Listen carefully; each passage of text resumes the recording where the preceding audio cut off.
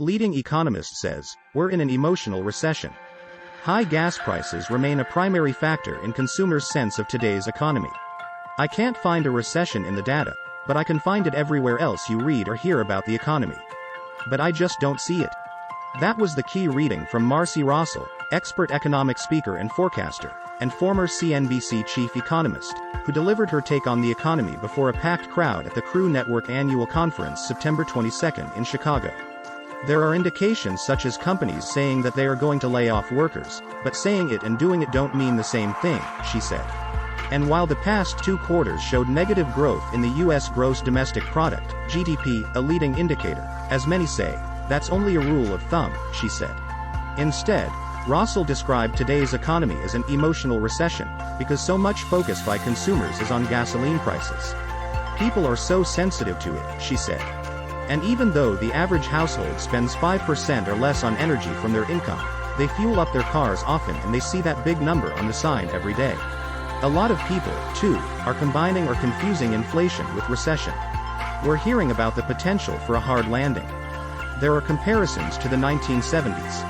As a result of that decade, the Federal Reserve Chair Paul Volcker, 1979 to 1987, used similar tack, raising the federal funds target rate eventually to 20% to combat inflation that was rising 10% to 15% for entire years for 10 years, she said.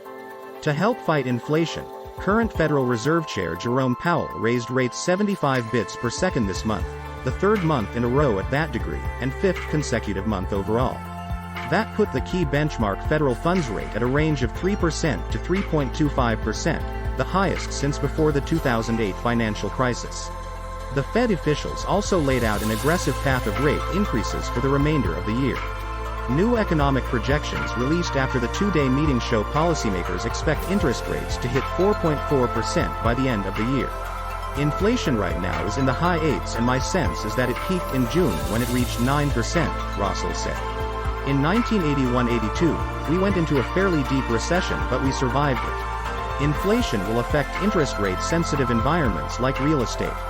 About 6 months ago, Powell said he'd do what he has to do to get inflation under control. He let us know this, she said. At that point, a lot of deals started getting done because people knew that free money wouldn't last forever. They jammed about 3 years' worth of deals into 2 and now they are in a pausing pattern.